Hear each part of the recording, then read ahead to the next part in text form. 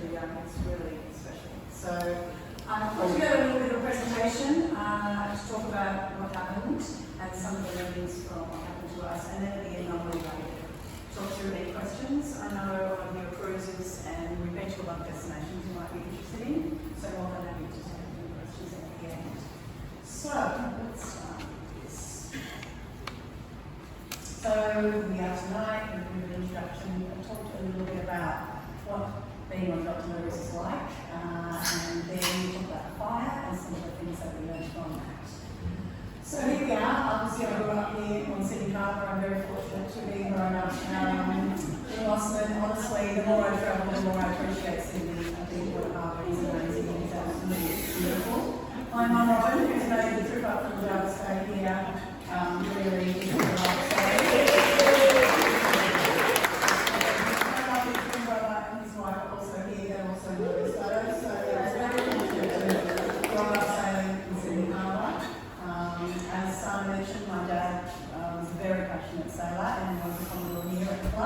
He now was on the Central Coast, but he checked over his slides last night and put everything for me.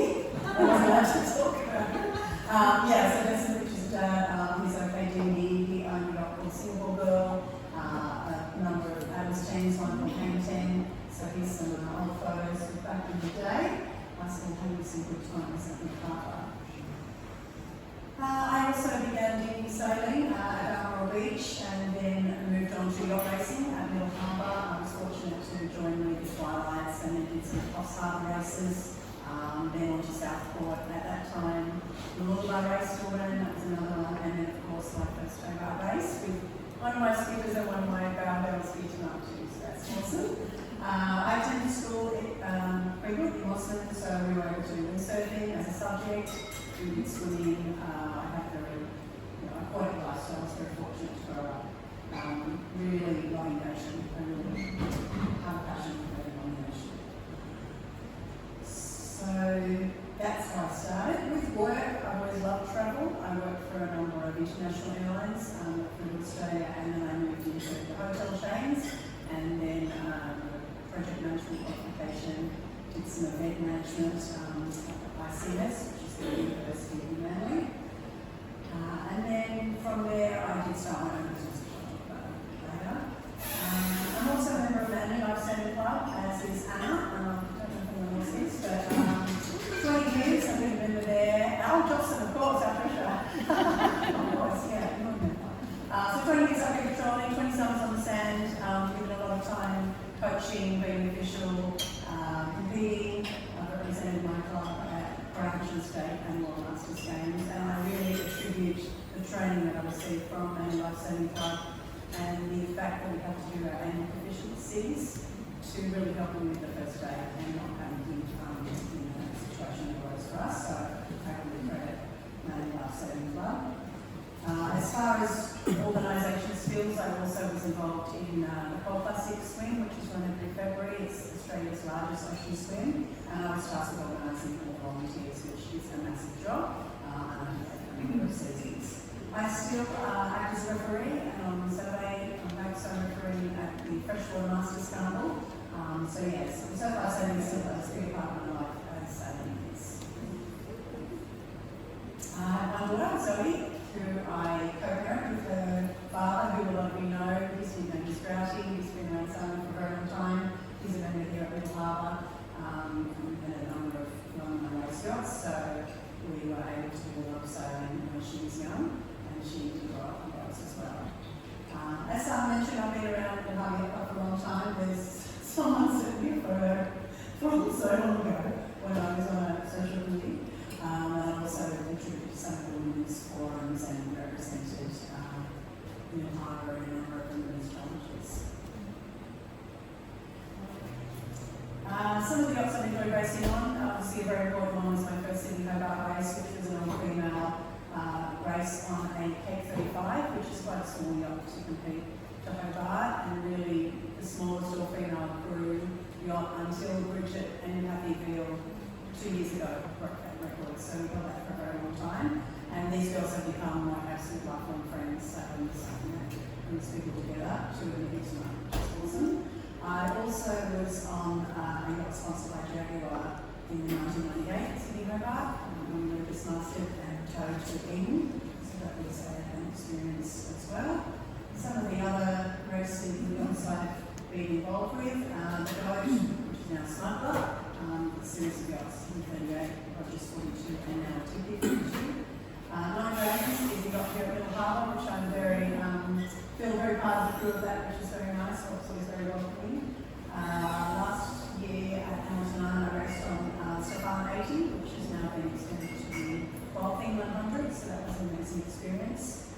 And this year I raced on Antiquities, which is a Santa Cruz 72 on board Australia. Sailing with them, I'm sailing with them on Sunday. And then I've also been involved with the Rush Shop 63 No Limits, which is another really great race yacht.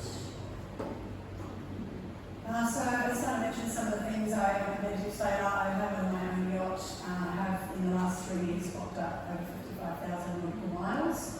I've crossed the equator 6 times. The last time, I would say, less than 10 days ago.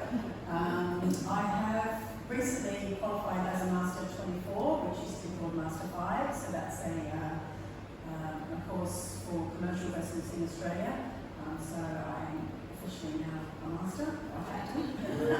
And I've now decided to progress and become a marine engine driver, so I'm halfway through that course as well. I'm really fortunate that these are offered online by New South Wales State, so I can do them when I'm in port, and I would be more than happy to talk to anyone about opportunities in maritime, particularly for women. There's so much out there. I think there's a lot on offer.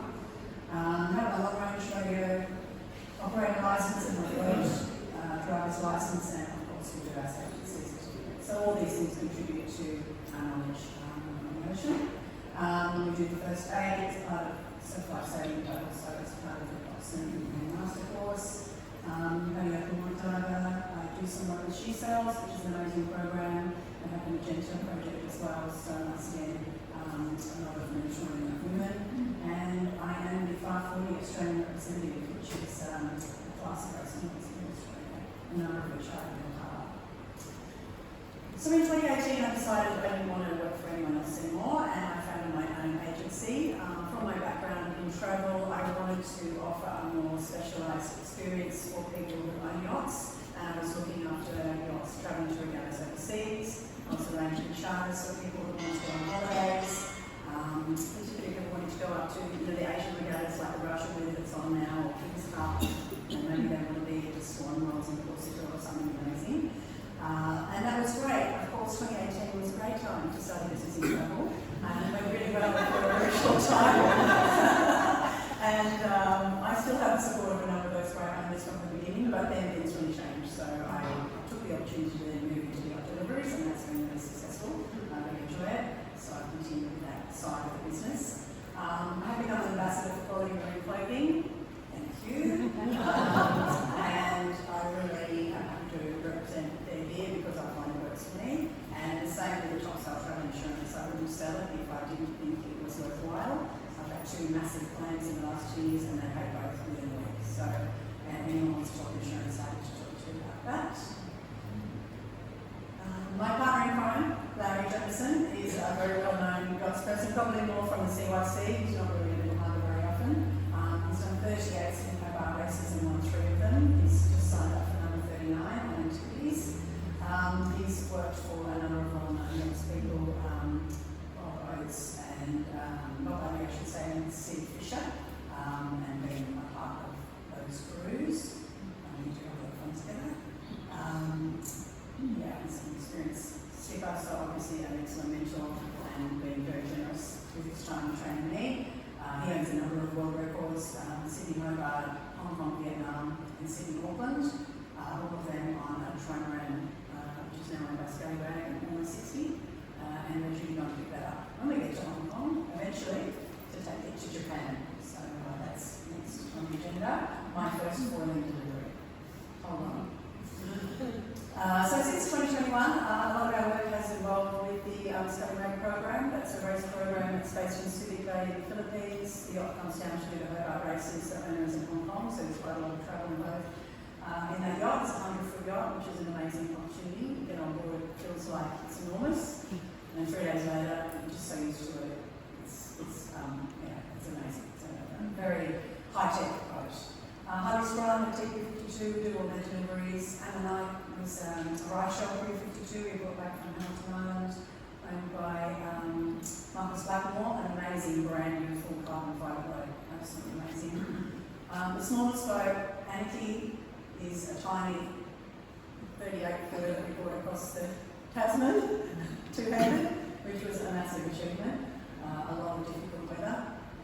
Very happy to get that one to the Gold Coast and then down to Sydney for its owner. It's been sold, it's now. We also do cruising yachts, which is very nice. There's a world famous Ultramode 51, which is this red one. It was owned by an Instagram family called the Cruising Family, and it was sold and we took that to Fiji for its owner. That was great. Another beautiful yacht, one of the most beautiful yachts I've ever been on, is this one called Montecone. It's the sister ship of Origin Drumfire, which is quite well known in Sydney Harbour, owned by a Dutch client, and we brought it from French Polynesia down to Sydney. It's now gone back to Europe on a ship. Lucky Baby was one we took to Japan. That was from Sydney Bay up to Okinawa. More cruising yachts. One of the longest jobs we did was a brand new Swan from Sydney Bay to Sydney that took 83 days all up. We're clearing out paperwork problems. Valkyrie, we built up a really good rapport with another Dutch owner. We brought the yacht from Auckland to Noumea, had them on board for a week, did some training, took it to Brisbane, and then we took them this year up to Hamilton Island. They would compete, we did the whole week. And in Singapore, they don't care, they just have us weekend on Saturday night. So I really love the couple. They're going to do around the world, starting in Darwin. Some of the clients I work with, particularly brokers, bring us a lot of business. If you're wondering where delivery business comes from, it's often someone's on a computer, particularly COVID, thinking, oh, we might buy a boat. Oh, there's one. Oh, it's in Phuket. And the broker says, no problem. We can overcome that, like brokers do. We have a way of getting it to you, so we get a lot of work through them. 36 degrees in New Zealand, multi-hull central, build all their catamarans, the sea winds in Vietnam, so we do a lot for them, straight out of the factory. We work with Christoph at Dream Yacht Charter up in Eddie Beach, Belshire Mariner, with Trevor. Cape 31 class is a really growing class in Australia, and we do all the things for Hamilton Island this year, all the accommodation, their staff. Whisker is one of the well-known race yachts I organise everything for. They're great fun, really well. So all that goes on in deliveries. They're very accommodating. They understand they may not have an answer from me for 3 or 4 days, and then I do my work when I'm on shore. So I call myself a logistics manager, which covers everything. We might be going to a new destination. For example, on the next trip, we'll be leaving Singapore and we have to go via Sabah in Malaysia, which I've never been to. So I have to research what's the marina got, where we're going to get fuel, how we're going to clear it, and how we're going to clear out all that kind of information, which I will enjoy. I find that a really interesting part of the job. I mean, that's back to my travel days. Particularly if you've got crew on board, there's a lot involved with visas, insurance, who's covered by what, all their passports, and people check in. America, as you know, is very difficult to get into. You have to be 132 when you go on a boat. Can't just be messed up. So you have to make sure that all these crew understand that. We need to travel with authority letters to show the authorities that even though we're not the name listed on the insurance or on the bill of sale, we have the right to take the boat out of the country for these reasons. Of course, we won't stay otherwise. All that liaison, that all takes time. In a different country, there's always a different holiday. They often close, even Darwin, they close at 4:30 on Friday. So if you arrive, you just sit on anchor. I'm sure some of you have done this. You sit on anchor till Monday morning. You cannot go ashore, you cannot have anyone bring you food, you cannot do anything. So there's a lot of time filming in other countries. You can't film in and out on the same day. It actually takes a lot of time. And then go ahead and make all the bookings for the marinas, our flights, etc. Then once we arrive at the boat, I have a checklist and I just start to work through everything. We have a required safety gear. In Australia, we have the best safety in the world. Category 1 for yacht racing is amazing. It's a very comprehensive document. We would love all boats to read that. Incredible the number of people that say, you don't really need a lifeguard, do you? Oh, well, is it just one life jacket enough? You know, you're on different watches. Incredible. So we go through all of that. service to exchange people that this engine is going to run all day, every day for the next month. How much fuel we need, jerry cans is not alike, jerry cans, finding jerry cans, selling jerry cans, filling them up, everything else we might need to do our first day. I usually go on board with a really soft white tape and a big thick texter, and I just label everything. Every floorboard, every cupboard, because every boat's different, and I don't know, and then someone's going to ask me the next day, where's breakfast, where's coffee, how do I change the water pumps? So that takes a while, and it really, really pays off. It's really amazing. If you go on a new boat, I recommend you do that if you're racing. Just saves opening 6 games from anything. We work with meteorologist Dr. Roger Bell, who is one of the best in the world, and he helps us decide whether it's safe to travel or not. We never go out if it's windy or going to be 40 knots somewhere. He'll just rouse us around it, which is amazing. We contact him once a day when we're at sea on a big offshore trip, not really over the coast of Australia, flying a Meridian Pop, and he is absolutely amazing. We set up a watch system. Usually we're 3 hours on, 3 hours off. If there's just 2 of us, 24 hours a day. If there's more of us, we might do 2 hours on, 4 hours off. If there's special race. And that means you really need to manage your time. You really need to manage how you feel. You've got 12 hours work and you've got 12 hours rest, and you really have to make sure you get that rest. It's very easy the day to not. You really have to manage 4 or 5 days is fine. 6, 7, 8, 9 days, even 9 days into only having 3 hours sleep, you really notice it, and you really have to manage that you get enough rest. Or I certainly try and make sure that everybody do too. Ultimately, my job is creating problem solving in exotic locations, and I thought this photo would be a good example of me riding a scooter to a place called Lompo, which is in the Philippines, to find a bolt for an engine, and this man says, I have that bolt, no problem. And this is what he did. He just checked this whole bucket out of about 150 bolts in a month. Often it's in another language, often I'm showing someone a photo, the driver like, you need to get this. Okay, I need to get this battery. Can you drive me to wherever I can get this? And then the other guys on the boat, so yeah, that becomes my job. Did you find the bolt? Yeah, we got the bolt. Yeah, for sure. That was your own, that was this one. Brand new boat, only 3 of the 5 engine bolts have been installed. Oh, yeah, true story. Yeah. So, interesting. Okay, so now we're going to move to fire at sea. So in February this year, Larry and I went to Auckland in New Zealand. We had previously checked out this boat about November when we were over there on another trip. It's an X-race job, it needed a lot of work, it was very run down. So someone was appointed in New Zealand to do all the work. A gentleman had purchased it, he lives in Cairns, and he was employing us to take a boat from Auckland up to Cairns. So that involved crossing the Tasman, at which time we saw no one from really you leave 3 capes, maybe 1 ship, all the way to Southport, 7 days non-stop, really don't see any ships till you come into Australia. So quite a long journey, not seeing anyone at all. We then cleared into Southport, we had to clear in Port of Force, like you do when you land someone on a plane. They came to the boat, cleared us all in, and the boat was under, the boat's getting ported, it's being ported, so that takes some time, could be a week. So move into a hotel, don't put any power on the boat, leave it at the marina.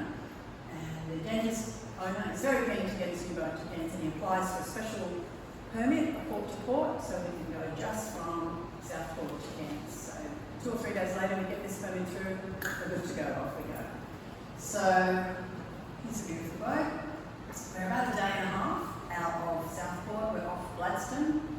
Anybody knows that area of the world, you're at the bottom of the Great Barrier Reef, you're probably near sort of Lake Musgrave Island, down there. It's back on channel.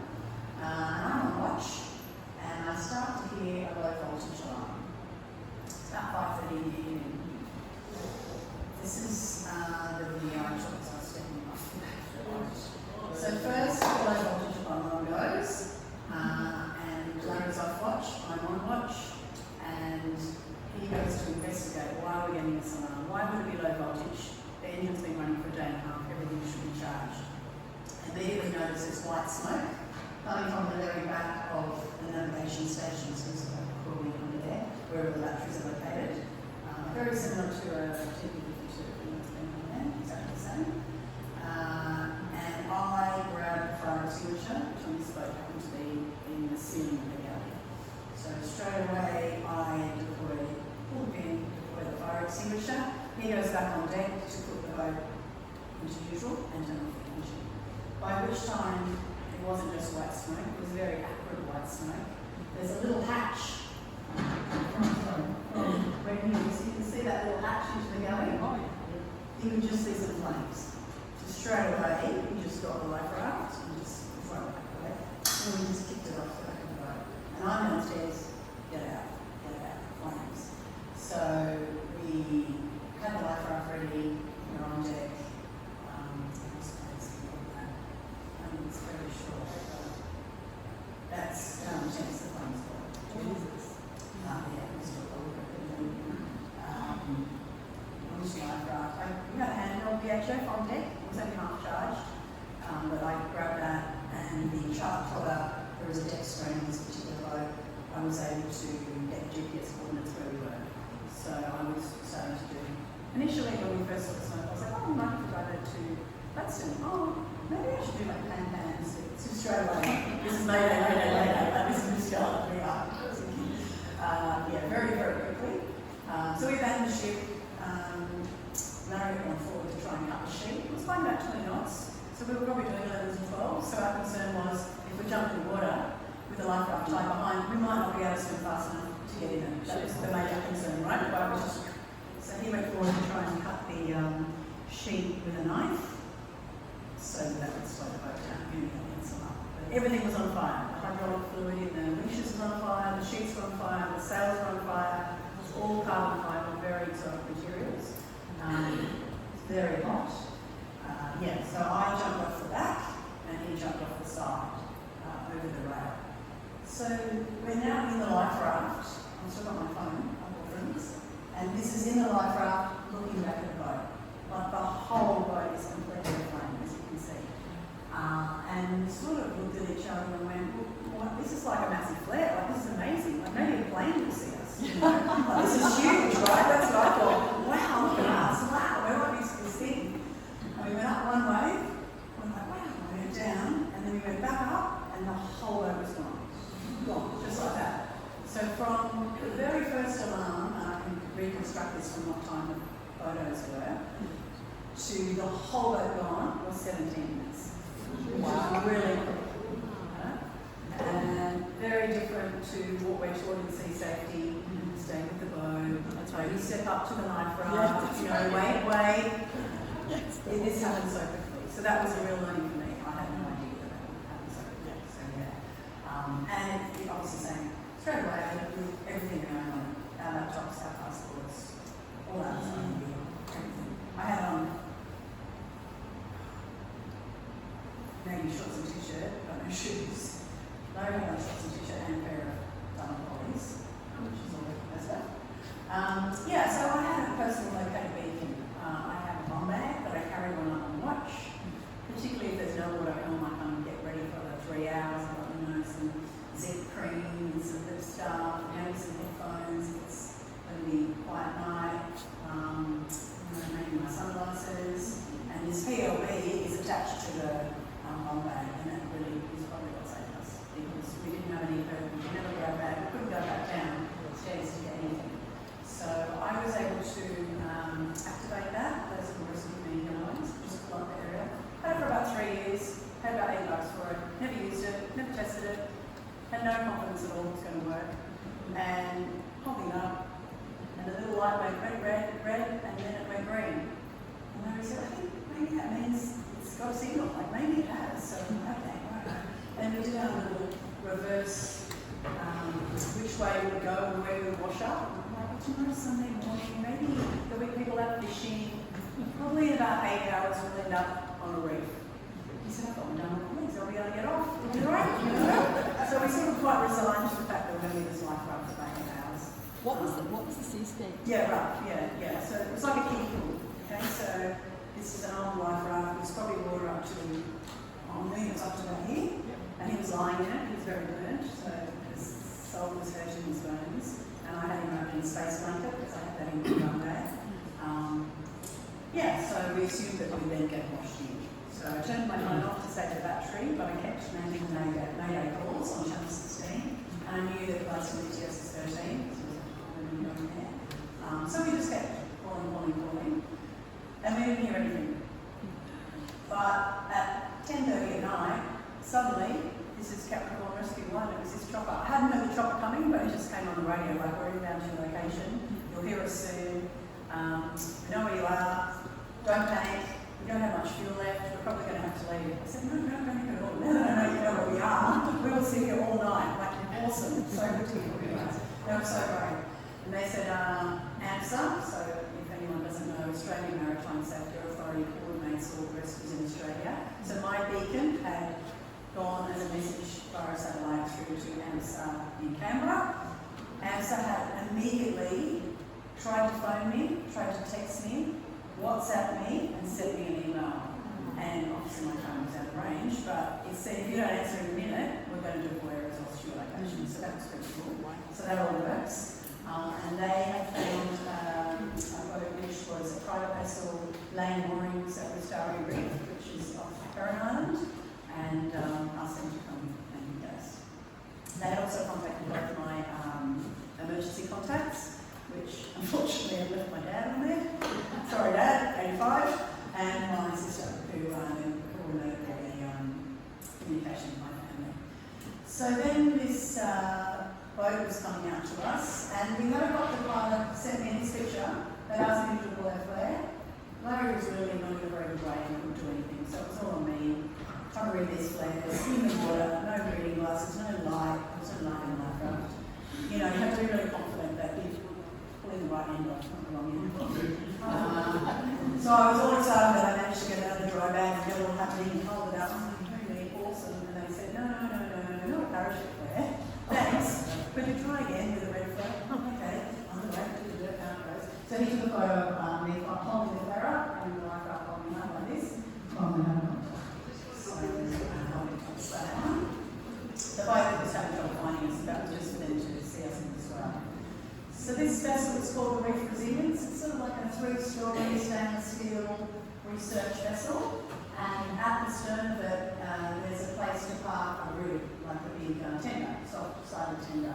So they had deployed that to come out, once they knew where we were, to get us from the life raft. And from our group training, IRB training many, I knew you have to like lie like this and they're going to lift you up like this. And you just got to let them know that the whole life raft go. Like, don't try and pick anything, just got to get free of it.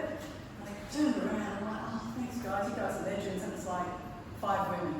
Kid you not, 5 women in this rig. Very capable woman driving it.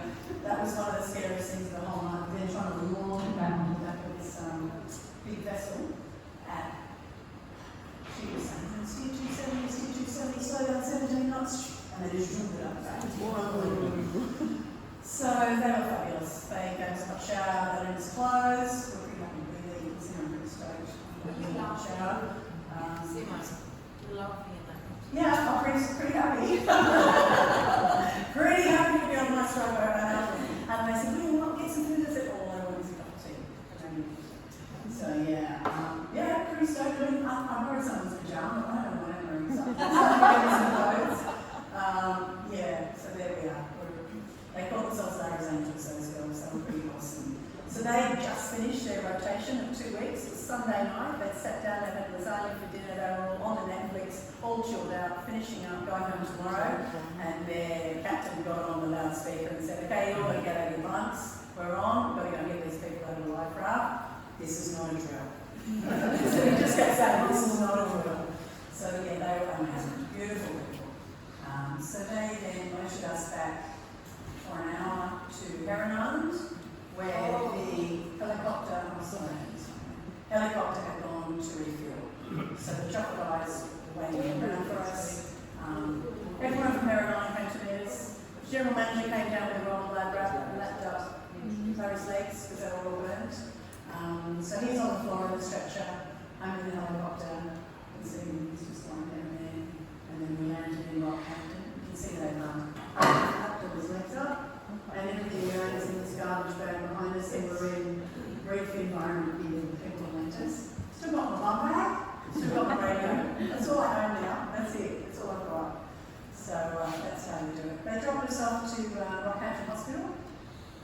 Sunday morning. There's been a rugby festival and a beer festival on in Rockhampton. Pretty busy on hospital. We decided possibly not the best place to be. Get out of there. Managed to get a check my hotel and then straight to the airport the next morning. Tried to check in, no shoes. Took my knife. I got to Brisbane, bought some shoes, they let me in the lounge. My sister came to see if I was alive. So that's our adventure. It all happened very, very quickly. There was no panic. It went pretty well considering, but certainly some things I've learned since then. So we all often have remember it's a great bag. Often it's in a cupboard, or it's downstairs, or it's under a bum, or it might even be in a locker. Now I make sure it's in a dry bag and I have it attached to the life raft, and that's got to be right there. You may not have that opportunity to go and find it. I recommend that you do that. People don't want to grab baggies, it's got flares, maybe a spare VHF, maybe an EPIRB if you've got to, some water, torch, big dolphin torches are super helpful, whatever you think is appropriate for that trip. Definitely having a PLB on me really saved us. If Larry was on watch, he doesn't normally wear one, he does now. We wouldn't have had anything, we would have just been good until we came into the VHF range. So that was a bit safer. On the beacon, you have to make sure everything's updated with every single trip I do now. I would actually have done that. So yeah, we're going from Singapore to Malaysia. It's this boat. There's a photo of the boat. This is how many people are on board. I always put 2 Australian passport holders in the hope that they might come with us. Yeah, so every time I update that. Emergency contacts, make sure they're the right people. They're people that are not away at a music festival like Larry's daughter was. Didn't answer the phone for 3 days. Make sure it's someone who knows what to do and then knows when's an appropriate time to call the rest of the people in the family and how important it was. My sister called my daughter, who was at a music festival in Sydney. She said, oh, it's probably right. I saw on Instagram this morning, they were off Fraser Island for sure. Tori, just called it because someone else was in trouble. And then an hour and a half later on the bus, and we're going home. I said, yeah, they've got your mum. Yeah, they got her in our baby line for up. They got her in our helicopter. So when to escalate that? Fire extinguisher. I had done some training. I've done a whole day training as part of my Master 5, which was awesome. But I don't know that many other people do. I don't know at SAPC everybody gets the opportunity to actually pull the head out and actually squeeze it and actually find out how it is. And fires can happen anywhere. You could be staying in someone's Airbnb and the kitchen could catch up on fire. You could be on a bus and catch on fire. Or you could just be motoring back from a lovely day at Pittwater with your family. So please, if you have the opportunity, please try and do it yourself. Don't rely on anyone else because you don't have to do it. That would be one thing I really recommend. Make sure you're really confident using the VHF. You don't have to do a course. Make sure you understand how to read the coordinates of the screen. Doesn't matter if you say, hey, my name's Susie and I'm on LUTAC. You don't have to get it perfectly right, but you need to be able to communicate where you are so people can come and help you. If you're on your own, no one's expecting you to sail the boat to the next port, but they're expecting you to be able to get someone to you to help you. So I really encourage everyone to muck around on the radio, have a test, plenty of boats that go on. The navigator doesn't want anyone in the navigation station, they don't want anyone to touch anything, they're lost. You really don't need to know how to do it. So go down another day and just the flares, don't tell you flare training in Scotland is very hard in the dark. It's very hard and it is very wet. So once again, you want to be able to do it, being really confident that you're firing it away from you and not towards you.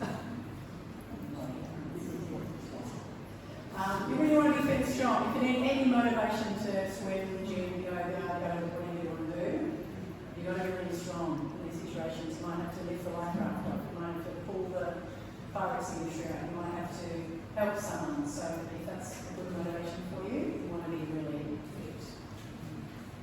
Don't ever expect anyone else to help you. A lot of people I know in cruising, just 2 of you. A lot of people, maybe one person owns the boat, maybe one person's a new life partner. We're all in different situations. We all race with different people, but you have to be able to count on yourself. Really, don't rely. It's so easy. I've done my whole life raced on race yachts, 8, 9, 10 people. And you say, oh, no, I got it. I never put it on me. I never did anything when I raced on race yachts. Because there's always someone else to do it. So when it comes to you, and then it becomes just you on watch, you've got to really create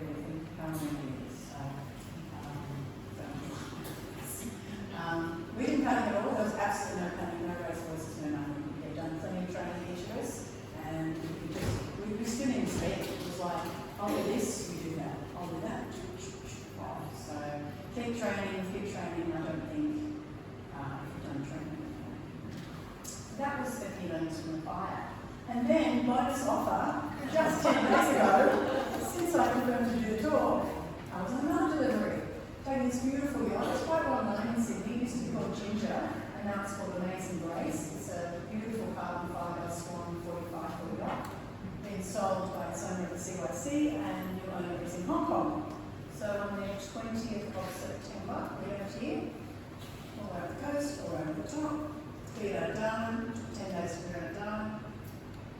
We're to Japan and Indonesia, heading for Nongso, which is the town just going to Singapore, off Sumatra, 100 miles off Sumatra, lots of bad weather, always knows what when it rains, divine timing, always.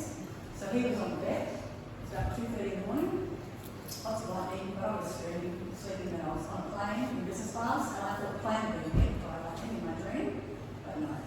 Bang! Such a loud noise, and Larry's very laconic Aussie bloke says, that was a direct hit. And the whole mast is just shooting out sparks and flames and everything on the top of the mast is all melted. And then of course all the electrics downstairs are all melted. So, okay, what are we going to do here? Right, so we have to work out where we are. Luckily everything's all charged. So we had the iPad and the phone. We still had 300 miles to go to get to our next marina. There's no point behind the shore in Sumatra. There's no facilities for us there. There's no one to put us there. So we committed to getting the boat to transport. The charger grounded through the grounding plate. We assumed there was no hole in the boat. I've since learned you can get a big hole in the boat if it doesn't ground, it goes through the hole. But I was keeping an eye on the fuel blades and the bilges and the water coming in. So we decided to keep going. So yeah, we just went, well, point the avionics at where we've got to go. Okay, that's 3:20. Okay, you want it for 3 hours? Right, find the staff. Just steer that staff for 3 hours. Keep the charge in the iPhone. So you're on the motor? We were on the motor, yeah. We had already lined up pencil. We had a delivery pencil on the furlough the day before. We did school, so and we already dropped the main because of all the lining. Yeah, it was very small, but so we're on the motor. And the motor didn't stop. The house was made for that, but we didn't want to stop the motor. So the motor on the rest of the road, which is great. So yeah, 36 hours or so hand steered. But randomly, about an hour out of the marina, then it got scary again. We're both on deck, we're radio in, we're all sorted, we're going in there. And I said, did you leave the kettle on? Because this kettle doesn't whistle, it just makes a lot of steam. No. Steam. No, not steam. White smoke. Once again, all the time, white smoke. Throw a leaf in there, really, fire extinguisher again. Not the engine box. It's coming through the linings, like the headboards. You know the vinyl lining that's stuck up with the Velcro? Just coming out of that. So just rip them down and then had to disconnect where the PNG screen is attached to the cockpit. So something in the mast is still live.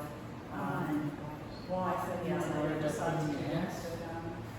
I was pretty keen to get out of the boat, to be honest. So I was just like, really, do I have to really down here? When you open the engine box on this boat, that's the stairs. So there's no other way out. I said, maybe I'm going for a hatch, but.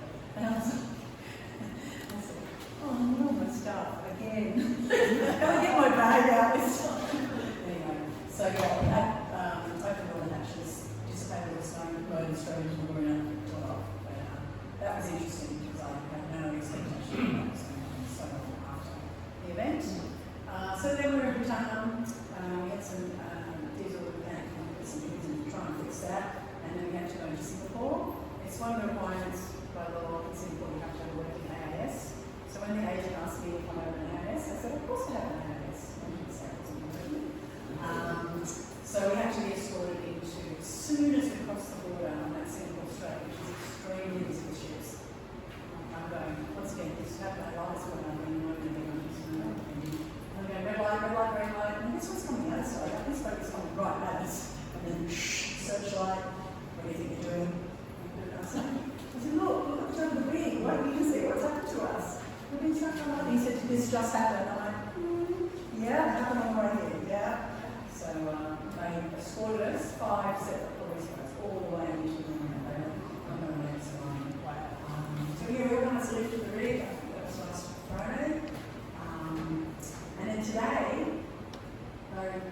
this is a photo. This is from yesterday. This is a rudder stroke. It's completely fried. So now the rig has to come out, all the electronics have to be replaced, and now the new rudder as well. But I would never guess that, and how that would be it's amazing. So yeah, so I'm back in Sydney, and things like that supervising that. So once again, a couple more things, everything clearly labelled really helped. You know, this boat, oh, where's the photos on this boat? Because we've been on 6 boats since the last boat. That helps me. Safety briefings if you're travelling with a lot of other people. I often think if anyone else was on that boat, we had a fire, if we had a friend or a nephew, or, you know, and I know that don't speak English to the first language, it would have been quite different. So I'm very good at safety briefings, showing you where everything is. I'm excited now. Everybody has different strengths. It's really great. If you're really good at something, really play with that, and that becomes your thing. If you're a radio person, if you're a navigation person, if you're a provisioning person, that's great, because we can all work together as a team, and then we're bringing up our game to what happens. Hand signals are great. It can be really noisy. You can't always hear what the other person's saying, so if you want to work together, really practice those, you know, the whole up and down. And whatever works for you. You may not always be able to hear over the engine, obviously in case of fire. Everything that I've learned has helped me in the rest of my life. I mean, if you challenge yourself, the confidence that you gain will carry over to your work life, your personal life, your professional life. It's really amazing when you challenge yourself and you overcome it, the incredible confidence that you get. So I would really encourage everyone to keep pushing themselves and getting out there and having different life experiences, because all that experience is just exposing yourself to bad stuff, so that then you know what to do next time. So that certainly works for me. I feel a lot more I'm not want to get off or not want to not do any sort of straight away. The next what we did after the fire was a full carbon fibre yacht with lithium batteries and 2 petrol outboards from Quebec to Sydney. We just got straight on and did it again. So we were fortunate to have that opportunity to just get started. And then finally, I just want to mention some of the amazing places out there we're fortunate to visit, and I hope that somebody might want to ask some questions about some of them. So everywhere in Australia, from Hobart all the way out to Darwin, I haven't had the fortune of doing the other one yet, but rumour is I'm taking back to Fremantle in a couple of weeks. Fiji, French Polynesia, which is amazing. Indonesia we go to a lot. Japan, Malaysia, New Zealand. Newcastle obviously is a bit off the books at the moment. We're not done there since the most recent upsets. Palau is such an interesting country. I really hope that there's going to be a direct flight from Australia pretty soon. I'm here, and I'll be encouraging anyone who wants to dive is amazing. PNG and Solomons are so great because they love Australia so much. The war history, I mean, all this you just read so much, and you've got all these places to read about. I didn't remember any of it from school, and I'm not sure even at all. But they love Aussies, it's great. The Philippines, beautiful people, so helpful. There's in Singapore, Tonga, Thailand, and Washington. So that's some of the places I've recently been.